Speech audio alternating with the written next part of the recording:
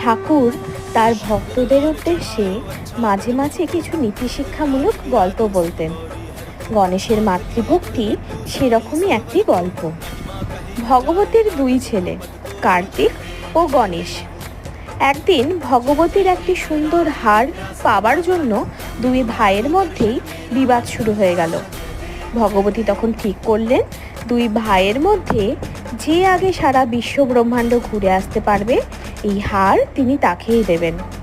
মায়ের কথা শুনে কার্তিক বেরিয়ে পড়লেন বিশ্ব ব্রহ্মাণ্ড প্রদক্ষিণ করতে। এদিকে গণেশ ধীরে ধীরে উঠে তার মাকে প্রদক্ষিণ করে নিলেন। কিছুক্ষণ পর কার্তিক এসে জিজ্ঞেস করলেন, দাদা, তোমার প্রদক্ষিণ করা হয়ে গেছে বিশ্ব ব্রহ্মাণ্ড? তখন গণেশ বললেন, আমার মায়ের মধ্যেই সমস্ত বিশ্ব ব্রহ্মাণ্ড রয়েছে। মাকে প্রদক্ষিণ করলেই বিশ্ব ব্রহ্মাণ্ড প্রদক্ষিণ করা হয়।